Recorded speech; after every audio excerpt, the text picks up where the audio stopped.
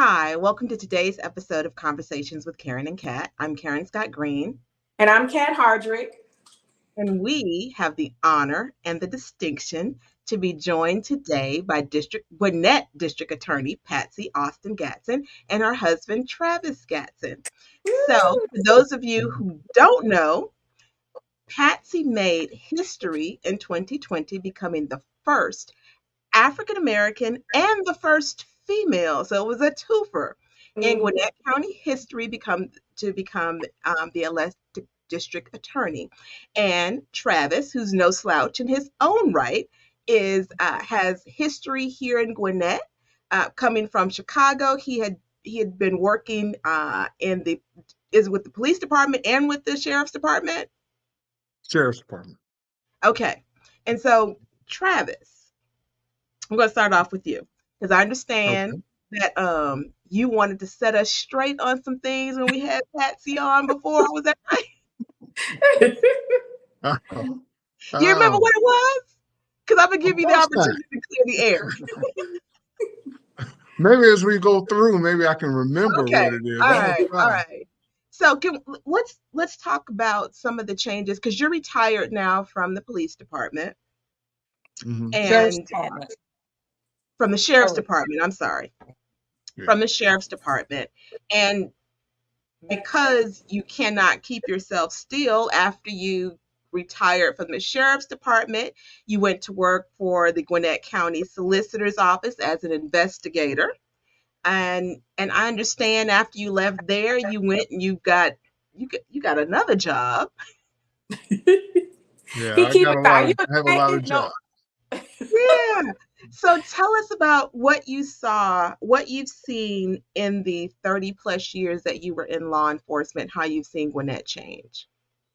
Okay. Well, first of all, I was the third African American ever hired in the sheriff's department. Wow. I started back in March of 1988. Wow. Okay? And it was kind of funny because you talk about the police department. It was kind of funny because at that time, when you filled out your application, up at the top corner, it would say either police or sheriff. Mm-hmm. And since I wasn't from Georgia, I didn't think that the county police meant anything. You know, where I came from, it was the sheriff. So I went ahead and picked sheriff, which I think was great because all this transpired in the meeting Patsy and all kind of things. So just because I checked that sheriff box instead of the PD box, you know, history was made there. You know, I know that's right. Okay, you're gonna have to come back and tell us how. You're gonna have to come back after you tell us about how policing changed to tell us about how you had that. Yes. But now a lot of things have changed. Like when you talk about the Gwinnett County Jail, when I started, we had a different jail. The jail that you know now was not built. Okay. And when I started, the courthouse that you know now was not built. There actually was about 5 or 6 courthouses along the Lawrenceville Square there in several different areas. We had an old theater. There was a courthouse. And we used to have actually downstairs in that theater, we had actual cages and master locks on the cages. Oh, no. Right? That's how it was. Okay. In 1988. For citizens? Yes. This sounds like Mayberry RFD. It was. We didn't have radios. And what we would do in the morning, we would all meet at one location, and we would go out throughout town. We didn't have radios. When I started, there was no 911. Okay. So when you were in that courtroom, you had to handle business because you were by yourself. We had one courtroom. Yes. We had one courtroom. It was a state courtroom where the judge's chambers was actually across the street. And he would jaywalk across the street, go into the building, go back behind we put a little curtain, put his robe on, and then we had a desk that we heightened the desk up, and he would come and sit in that desk and hold court. And the thing about it was so hot in there that sometimes we would have to open the windows and open the doors, and you'd hear horns and street sounds and everything going on while we were having court. You know what? The dinosaurs roam. Right. hard to Oh, believe that that was in the yeah, 80s, though. That's hard to believe that that's in the 80s. Oh That's my, not that really was in that the far 80s. ago. You know what I'm it's saying? No, not. Because right, Travis, I understand what you're talking about the not seeing the difference between the police and the sheriff, because I come from Florida, and in Florida, the sheriff's department patrols the street. They also control the jail, Mhm. and only municipalities have police departments. Counties didn't have police departments. right, So when I Mm. came right, here, that was a foreign concept to me. right. Mhm. Um, because Mm-hmm. here it's just jail. Sheriffs are responsible for the jail, the courthouse, and some other things, but they don't patrol the street. And working in the DA's office, I found out that they do some other things too. Um, But but but yeah, I didn't see them, because again, police in Florida are only in municipalities, and it's the sheriff's departments that operate around unincorporated areas of the county. right, and in Georgia, most of this occurs in the metro area, and some think Augusta maybe too. But if you go like to Hall County, if you go to Hmm. Barrow County, if you go to Forsyth, the sheriff is what they call a full service sheriff's department, Okay. and they do everything. I've Okay. heard all kind of rumors. I don't know the facts around why the metro areas went to county police. I've heard rumors that back in the 70s or so that the sheriffs were running moonshine and that kind of stuff. You know I don't what? know how I, true that I is. would I would not be surprised at any of that, because it sounds like it was probably a power structure, because the police, um, the sheriff is an elected official, and the police is appointed and serves at the leisure of whoever the county CEO is, whoever that chief executive officer is for the county. In Mhm. Gwinnett, it is the chairperson of the Gwinnett Commission. In Mhm. DeKalb, the DeKalb police serves at the pleasure of the CEO of DeKalb. So Right, right. I wouldn't be surprised if it was some kind of a power structure as to how that was first created, you know. Now, But go ahead. when they just real quick, I know you can move on, but one thing that the police have to do in order for them to leave the county, they actually Mhm. have to be deputized.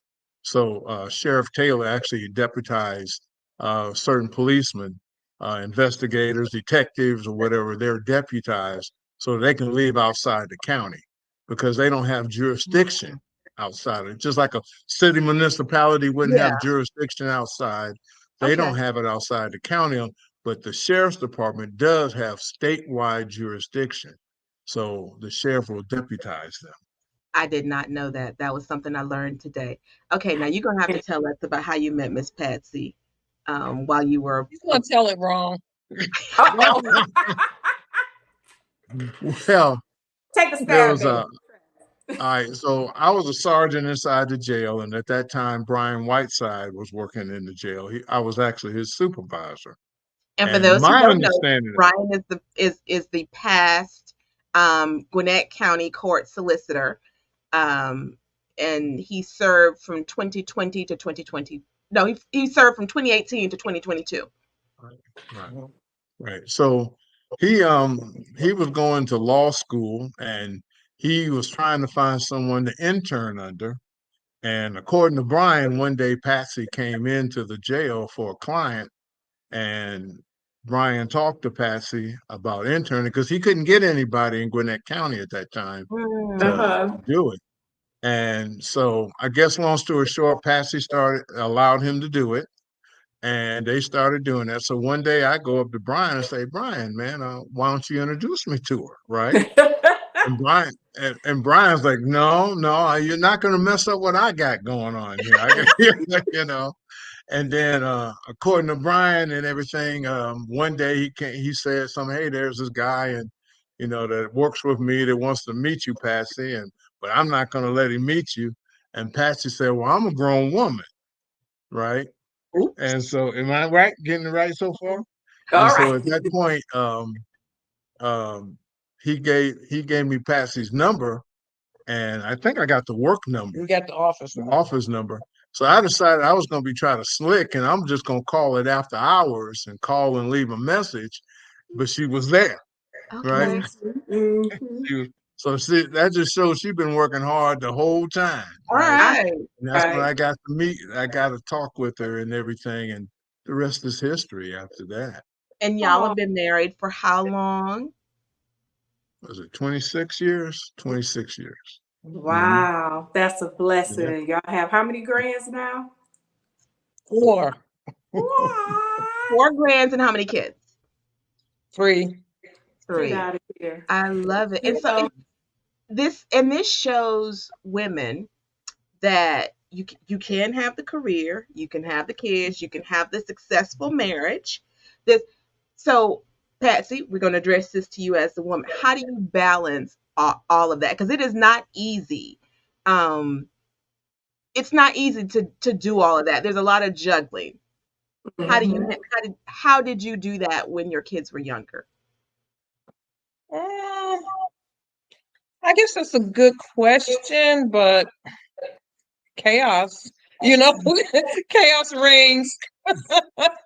So all I can say, just with our kids, just raising them was interesting. We adopted our 2 youngest ones when they were 11 and 12. Okay. That's a So blessing. that did help. I didn't have to change diapers, and so they were Mhm. they were big. And then my older son was very helpful, when they came into the household. Mhm. So he did, and he was already starting to learn how to drive and things like that. So all of that helped out. It all panned out well. I did Yeah. not know that you were that you had been that you were an adoptive parent. That the two of you were Mhm. adoptive parents. Were you foster to adopt? Well, we were fostered to adopt, yes. Oh, When we got them, they make you wait a year, and yeah. then they let you proceed with the adoption. So my Oh, daughter, I have a funny story with her. When we adopted her, she came in the house, and knew she wasn't adopted yet. She says, "You can't spank me till I'm adopted." I said, "Who told you that?" So it was funny. We joke about that all the time. Out the mouths of oh, honey. She was letting y'all know, putting y'all on notice. I know the rules. I know how the law works. right, I don't right. care if y'all went to law She's still school and that y'all way. sheriff's department. I know more than y'all. Look. I Yes. I love that because as we know in our communities, there's always a shortage of Parents. foster homes and then Mhm. foster to adopt homes. Mhm. Um, and And they so, were a sibling group too. oh At yeah, that age, at yes, that age, Mhm. because most yes. people want small children and so forth, and then you would break up the children, because by me losing my parents at an early age, it was a grace of God that my family took us, but my oldest brother wound up going into a foster home, so it's not always easy keeping everybody together so they'll know their family and stuff, and it's real important, like. It's just so important to know your family and stuff. So black love in the house. I love it. Good. Before I drift too far from Travis, I do want Travis to speak shortly on one of the toughest cases that you had to work on while serving the citizens of Gwinnett. Ooh, that was a lot. Ooh, that's a hard one. If we need to come back, I need you to, marinate on because Let I me know think you've been about doing. that for a second. That was a hard one. I wasn't ready for that one. That's a pretty good one. We did a lot of cases, and then when I went to the solicitor's office, I was I was the chief over there. That's Mm-hmm. why you said on the bio that I became chief. That's why you got it confused with the police because Okay, I didn't realize that, but you have to go to chief school to be the Mm-hmm. chief investigator. I didn't So, know that. like in Patsy's office, the chief investigator is a considered a police chief, Okay, and so was Mm-hmm. I. So I come back to I think I remember one time I thought it was very sad. I could go real quick. I had a mental health person, which, back then, Highway 124 going into Snellville was a 2-lane road. Okay. hmm, Correct. And it actually went through the Promised Land area. That Promised Land grocery store was yep, actually 124 right then. Mm-hmm. right So where the I had living gotten a house. call. Right. Hmm. Hmm. So I had gotten a call of a mental health patient, and I rode all the way down 124 until I got to the Promised Land restaurant. And um, I went inside there and I asked the person at the counter, did they know who this person was? And they said, yeah, he's right behind you. Okay. And then the battle was on, right? Wow. And I had to restrain him. And it was a very sad situation because no one really wanted that person. Hmm. He smelled Mhm. and all that kind of stuff. And the deal, I went all the way. I took him to the hospital. Then I took him to Summit Ridge, which was in Lawrenceville. And then Mhm. from there, at that time, we had GMHI. And I took him to GMHI all the way. So I kind of stayed with him hand in hand as he went through the system, Mm. you Mhm. know. That's And a blessing. that was a tough one because I Yeah. saw a young African American male that no one really showed Wanted to any deal with. concern about. Yeah. Yeah, kind of just gave up on. They just wanted him off the road. He was walking and doing things, and people just wanted him off the road. That's all they Well, wanted. thank you for Got a mental health compassion. issue? Yeah, he had a mental health issue. Thank Mhm. you for compassion. That's Um, yeah. And yeah. so you are also, amongst your other many hats, you're also a senior pastor. Yes, I pastored. I ended up pastoring a church in Cleveland, Georgia, and it was Mm. ironic because when the district superintendent asked me, "Do I want to pastor the church?" I was hesitant a little bit, and then he told me the name of the church. It messed my mind up, and I said, "Okay, God, okay, you're What's the telling me name? what I need What's to the do." name? And and the name of the church is Travis Chapel United Methodist Church. Go When I on, got Travis. there, I told him, "Don't worry, I'm not going to change the name of the church." That's cute. So I did that for 7 years. I was up there. Mhm. Yes. And so, Patsy, you were first lady. Yeah. You used to being But first, they huh? had such a good group of women up there. They took care of everything. They really Yeah. did. A good group That of is people. beautiful. You And you so, definitely used to being first, huh? First to right, go to right. I college. know, right? You were first lady to be the Mhm. first female DA. You got first Um, black, first right. woman. Yeah. So what are your now that you've won your reelection, congratulations. Thank you. What is your first 10 days? What is the first 100 days in office? What is your agenda? What are we doing more of the good things that you've already been Mhm, doing in your first season? mhm, What do you plan mhm. on doing to That's exponentially could bring me up to the 10th power? well, I think that's a great question, and I think it's always evolving what we're doing, what we're about to do. The focus has been on the youth of Gwinnett County because being the largest school district in the state of Georgia, I feel an obligation to reach out to our young people, let them know they have hope in the future. I've been really working on that. I plan to continue it. And I Mhm. also um, want to do more with um, you know, people coming out of prison back into the community so that we can curb recidivism because they need more programming too. Once they come out of the system, they're coming back to our community, they need to have services so that they Mhm. don't go back and that they don't reoffend. You know, with the incident that happened with these last two incidents in the metropolitan area, I don't think that it was Gwinnett, but one offender had like 11 um, repeat counts on their record. The other one had like 19 or something. So I can see why it's very important to try to help a person not continue to repeat crimes and get sucked back in there. Because a lot of times people don't want to do it. But if you Mhm, are, poverty plays a role of it, mental health plays a role of it. And then sometimes it's just bad apples. Let's just face Yeah. it. People just are going to be, is it what do you call it, career criminals or whatnot. So, And unfortunately, that does happen. Madam mhm. DA, can you tell us about some of the initiatives that you enacted under your mhm. first 4 years? Right. The very first initiative that we started was the RED program. Rehabilitation Enables Dreams, and that's for first-time nonviolent offenders that go into it pre-indictment. And what they do is do this 12-month program. Once they're done, we can clean their records, and then they have tools they can use so that we don't see them again in that fashion. So that's one very important one. We have a similar one with in juvenile court to do the same thing.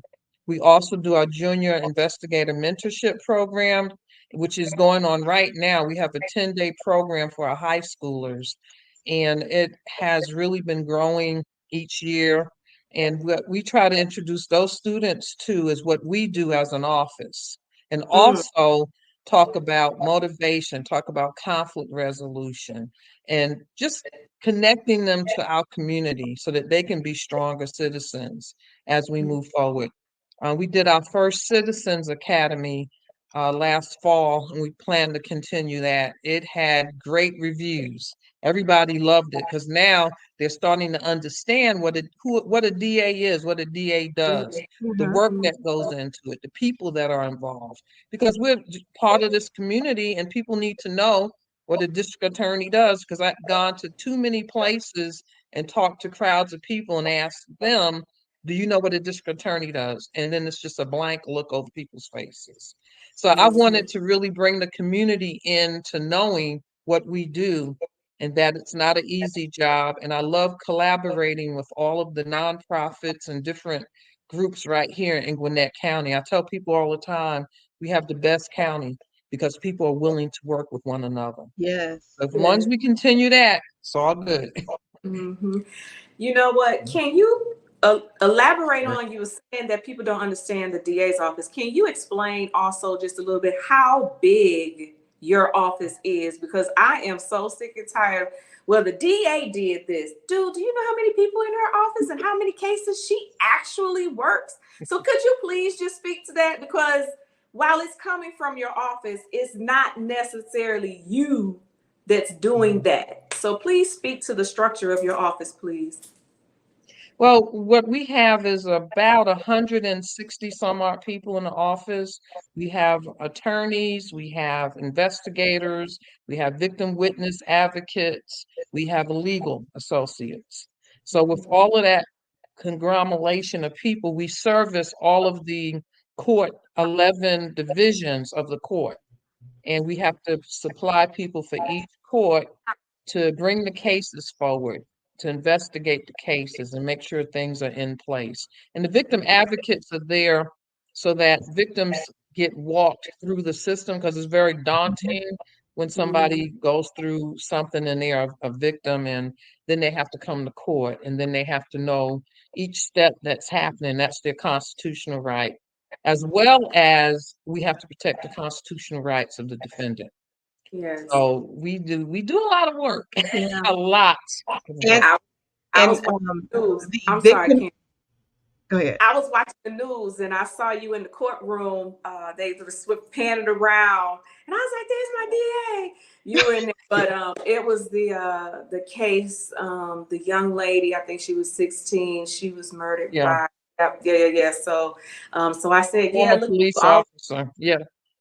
That was off last night, and he's got a life sentence without possibility of parole plus 12 months. And that's the second or third high profile criminal conviction that the office has gotten in like the last month Yes. of wow. murder conviction. And her office also obtained a guilty verdict in a child pornography case that was horrible. This fellow had over 50,000 images on his computer, and he got 200 years, 100 to serve, I think it was. So Gwinnett DA's office is doing the work. They are getting convictions. They are trying cases, and they're doing the work. Yep. And hopefully with all of that, I'm hoping that we just continue educating the community, because I'd much rather educate than incarcerate. I mean, that's just how I am. Let's do preventative, and just keep pounding that down, and things will get better. I believe And that. And that's why that, Madam DA, that resonated with the voters, right? While we all want safe communities, we want people to be held accountable, but we also want, whereas if someone is a nonviolent offender and they're coming up for the first time before a judge, we want there to be some mercy, some accountability, but also to be some mercy. Let that person have a second opportunity. So Yes. I appreciate, as a voter, I appreciate that that is something that your office has taken very seriously, and the Yes. programs Yeah. that you have initiated. So Yes. I appreciate Yeah. Thank that. you. Hey, it's Ditto. all about working for the community. I got 4 grandbabies here, so I'm going to work real hard. They live right here in Gwinnett, so I it's know very that's right. important to me. That's very important to have somebody who lives here, plays here, works here, and so now you're going to fight for this county. And what, we're the second largest county in the state? I believe we're the first, but we're waiting for the census then. Yeah. Yeah.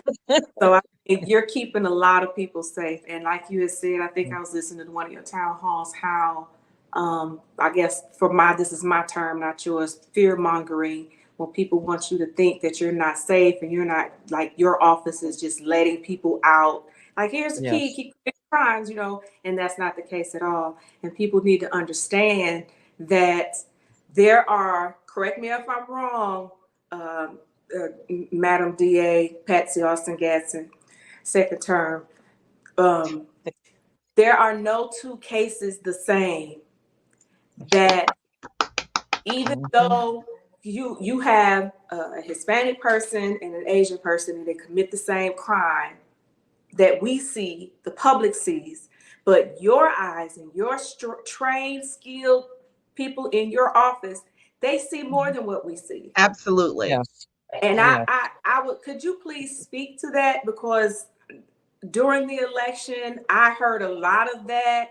And I would love for you to explain that just a little bit so people can be more educated and not just Mhm. jump on that bandwagon and let your fear take over and just, you no longer think rationally. So could you please speak to that? Great question, Right. Kat. I think I try.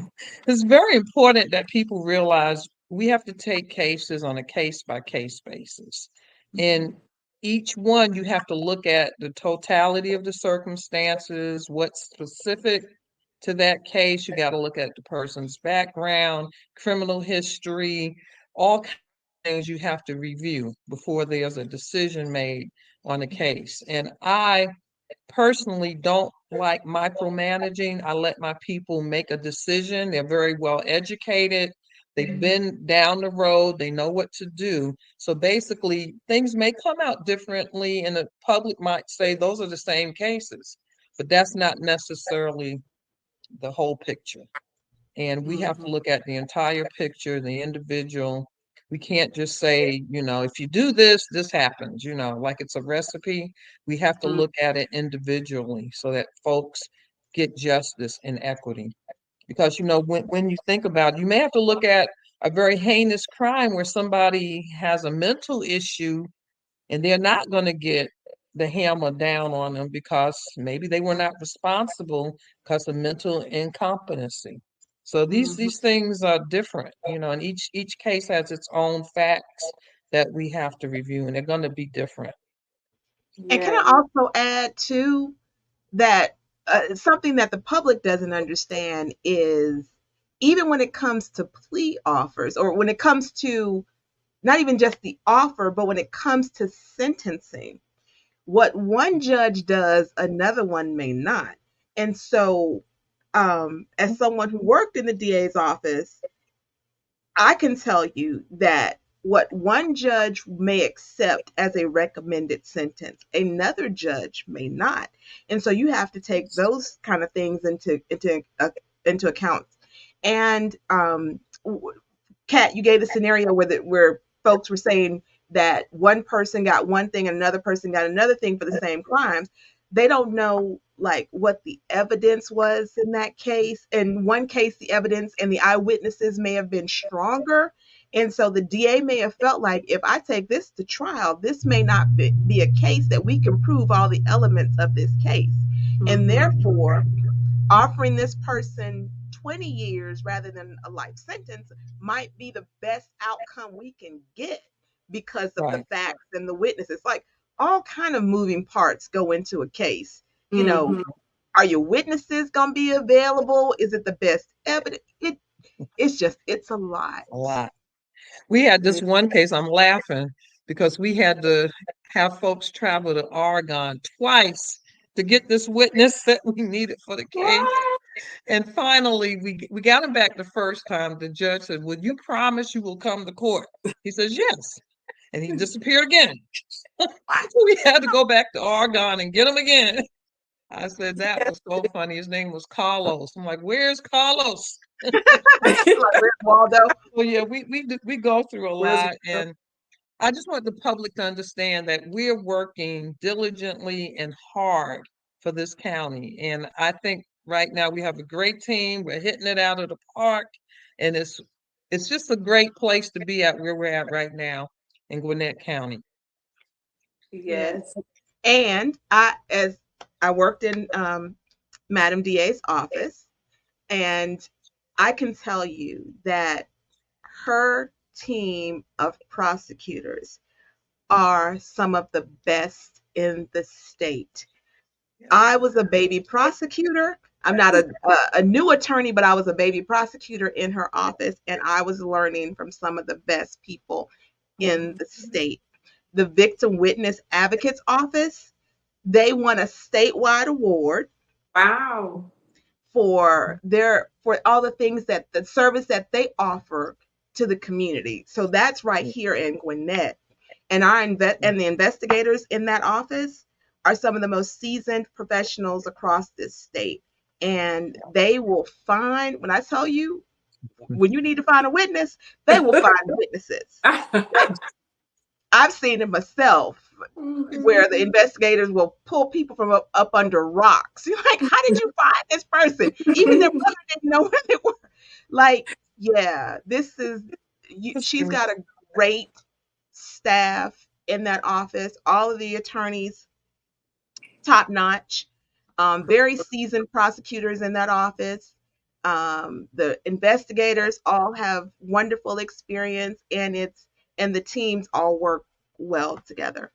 So it was a pleasure to serve, Madam. Thank you. I wish I could get you back, but maybe. Well, you You're know, that. we stayed away from all of the politics because we didn't want Yes. any conflict of interest, because our community that we have earned their respect. We want to continue to be full of, like we want from our leaders, we do it ourselves. We want to be transparent. So we stayed away from all of the elections and everything because, Yeah. my sister had some skin in the game and we didn't Yeah, want It's a good we move. wanted That was a good move. Yeah. yeah. and because I knew that I worked in your office, and I didn't want, so we stayed away from all things politics during the election because I didn't want anyone to be able to point a finger and say, oh, she's in Patsy's office and she said X, Y, and Z. So we stayed away from all things politics during the election. Right. That was For good. sure. Because people Can make y'all up. tell some other people in the county they should do the same thing? Oh, see, that's what I was trying to say, girl. Because honey, you can do the right thing, and they still will make up something. Okay. That's true. But I Mhm. will say I was very proud of you. I was listening to a debate where you said that your opposition. I think somebody asked you how you felt about your opposition, and you were like, "I promoted them. They worked for me." And I was like, drop the mic, like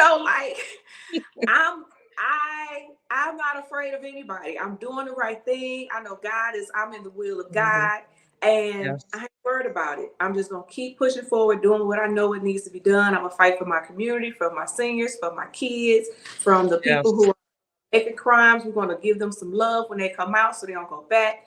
Like, Yes. I'm going to stand on what I am doing. And it was just so easy for me when people talk about, who are you asking me who I'm going to vote for the DA? It's a done deal. Who that now? No, I'm just kidding. But when you look at everybody, you just take it in. So I do appreciate, you,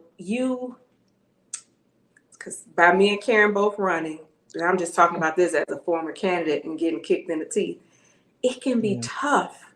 Yeah. You know, people go low and people say, well, you know, what Michelle Obama say, when people go low, you want to go high. You look at her and be like, girl, I don't know if I can do that. I know how hard it is to run a campaign because people will, you know, talk bad about you. What they'll do, Karen, sling mud. They sling mud at you, mud slinging, you know. And I want to say that I think that you ran a great race because at the end of the day, you stood on your work, everything that you do. And, you know, like Michelle Obama, I believe she said, when people go low, you go high. And sometimes you look at her like, girl, I wish I would, because sometimes, you know, you want to go low too. Because these Sometimes you people, want to drag them in the gutter. Yes. yeah, you know, they lie. I mean, literally lie, and you know that it's not the truth, but lies just fly like wildfire, fire. Yeah. And when people are already nervous and scared, it just really takes them on to this whole theory and so forth. So I just want to applaud you on the race that you ran, and like I said, you know, when people say how you feel about your opponents, your response is, I promoted them. You thought that they were good people. I mean, they used to work for you, you know, but if they want to run against me, that's their right. You know, let them stand on what they stand on, but do not mess up the facts. And girl, you had your paper, you read the facts. I said, what? You shut it down. You shut it down. And I think that's so important. You know, you may not like the truth, but it doesn't make it lesser than the truth. It don't lessen the truth. You just don't like it.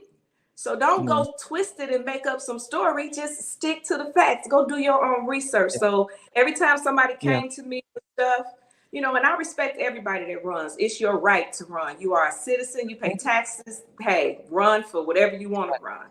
Just run on Even if they want to waste their money. Oh, I can't with you. Run on your merit. Run on your merit. You don't have to tear anybody else down. Run on your merit. Run on your record, what you've done and how you've been successful and what you're going to do differently. And you don't need to tear the other person down. Nope. Yep. And if you don't, that's true. Because I didn't do that when I ran the first time against Porter. I didn't do that. Yeah. What's that? Yeah, who? I'm just playing. History. Yeah. Yeah. Yeah, the previous day. It's about, how am I going to do this job differently? What will I be bringing different to the table? And how will, you know, how will this look different if I'm in this seat versus how would it benefit you being a No. citizen? Absolutely. And that's what your race was about. And we applaud you for that. Thank you. So y'all know one of the last questions that we asked for both of you. Travis, you can go first. Mental health is super big and huge in our platforms and in our lives. What do you do to manage your mental health? As busy as you are, what's your go-to that you could recommend to our listeners to manage their well-being? I love sports, you know, so I love, that's the first, what do you call it, reality show there was, is sports, right? So I like to watch sports.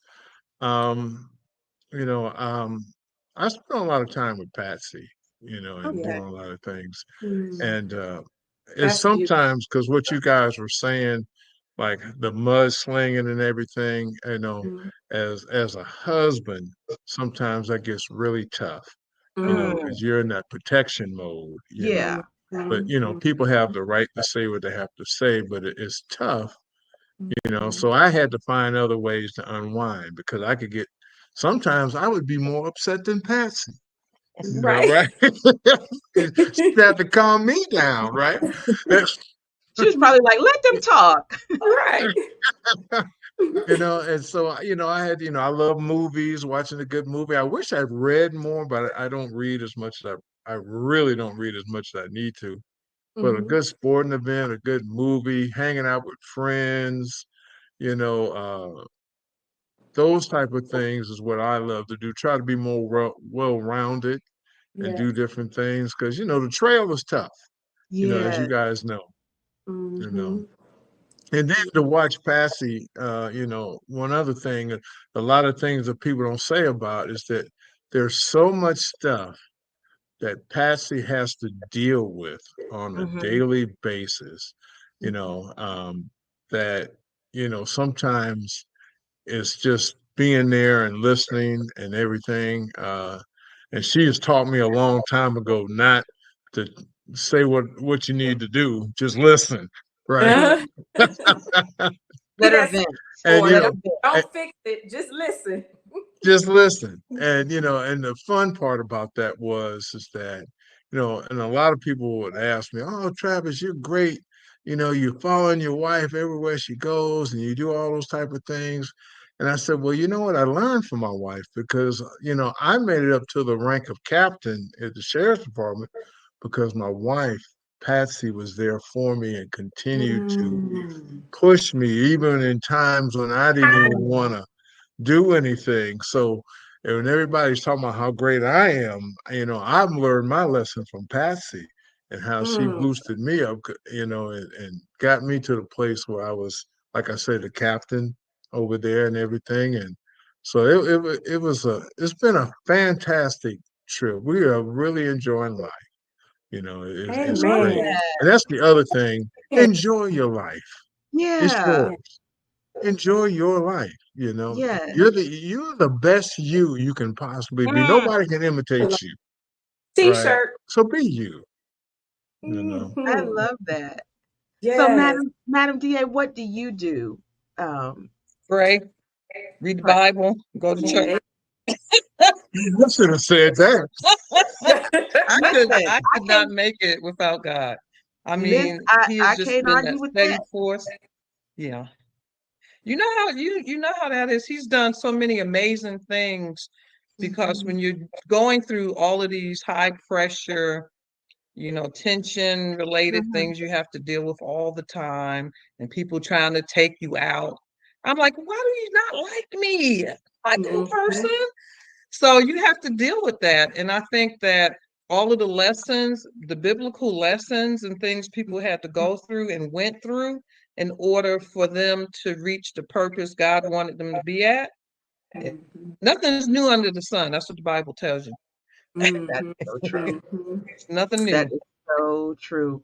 And Mhm. listen, when you have that relationship with God, when Mhm. you know that He is the source, Yes. when Facts. you know that, and that is where your peace comes from, Yes. Mhm. any Mhm. wind, Mhm. any wind that blows, you're gonna stand Hmm. stand fast. You're gonna stand tall Hmm. because nothing is gonna move you.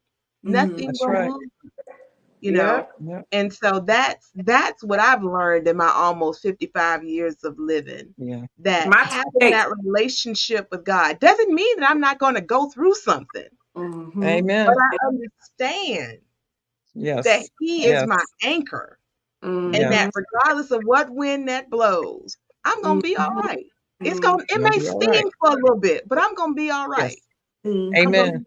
yeah, yeah, yeah. Cat, you Because he okay, helps you grow. He helps you sweet? grow. It's Yeah, like pruning season, even when things don't seem. That's why I tell young people, and I talk to them all the time, never give up hope. Because you may go through different things in different seasons. You got to hold on. Never give up. Just Mhm. never give. My clients, when I was in private practice, used to just call me a bulldog because I just wouldn't let go. Ah! I Sometimes love that's what that. people Just like need. that. I love that. And the citizens of Gwinnett love that in you. And they saw that in you and they see that in you. And that's why you were reelected for 4 more years. That's right. Yes. That's You Thank right. know, y'all so 'cause much. people tried to say that 2020 was just the year of the black woman, right? And Yeah. that's why Mhm. like a lot of black women got elected in 2020. Okay, well you got Yeah. reelected in 2024. So Mhm. it ain't just about the No. black woman. It was about your message resonated with the voters of Gwinnett and they wanted to see you continue doing what you were doing. Mhm. Mm. Yes. Thank you for All running. right.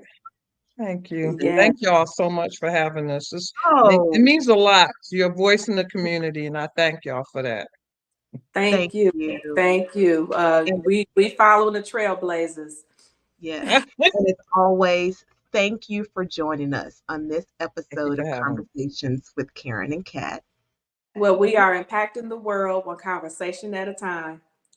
you.